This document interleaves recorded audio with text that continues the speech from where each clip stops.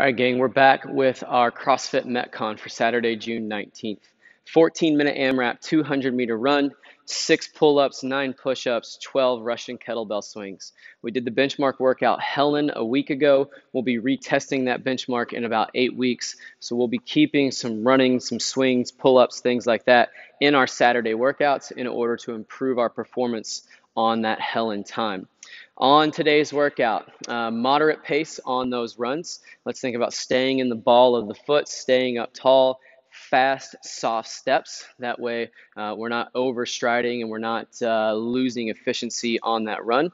Also, you'll be using your shoulders a lot today. Heart rate and breathing is going to be a big factor. So during your run, I want you to really think about keeping those shoulders down away from your ears, trying to relax your shoulders and arms as much as you can on that run today.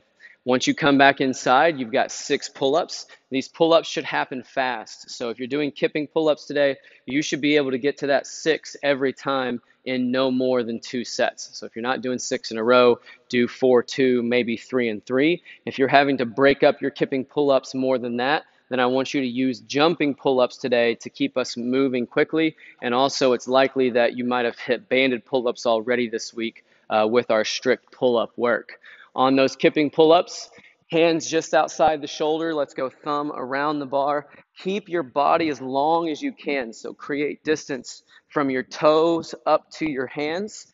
Tight core swing position. Then we throw those hips, pull and push at the top.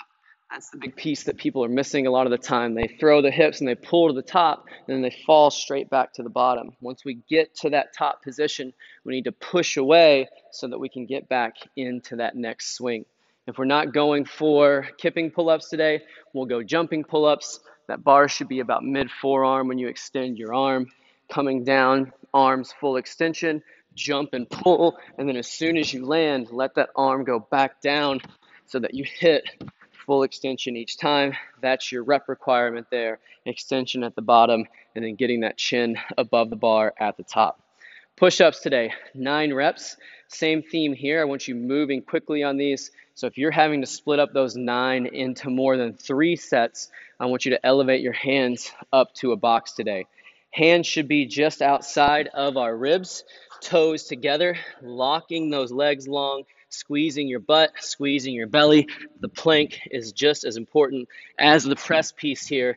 And then really focus on good range, good technique today. So touching your chest to the ground, getting up to locked out, not letting those hips sag, no snaking up out of the bottom. Hold that good plank. If you're struggling with any of that, elevate hands up to the box. There is an RX Plus option today. I should have mentioned that a moment ago, of chest to bar pull-ups and hand release push-ups. So if you're a more advanced athlete, go for that route. It's also going to be a heavier swing on our kettlebell today, but for that hand release push-up, coming down, lifting those hands, but still keeping that body tight. It's a big flaw when people execute that movement. When they lift their hands, they relax, and then they end up snaking up to the top. So you still have to be able to hold a tight plank on those. Finishing up with 12 Russian swings today. Pick a weight that ideally you'll get through these swings unbroken each time, but if your technique starts to break down later in the workout, if you feel your back rounding out, or if that swing gets like bigger, longer, a little bit slower, then feel free to set that bell down, break these up into maybe 8 and 4, 6 and 6, something like that. Bell starts out in front, hips back, back flat. Let's hike it into the hip, and then from here, it's quick RDL positions. Just our feet are a bit wider. So in the bottom, the bell stays up high here in the hip. Our chest is out in front of our knees and only a slight bend in the knee in that back position. And then to generate power on that bell, fast hips, fast knees up to that straight position. Stay away from leaning back at the top.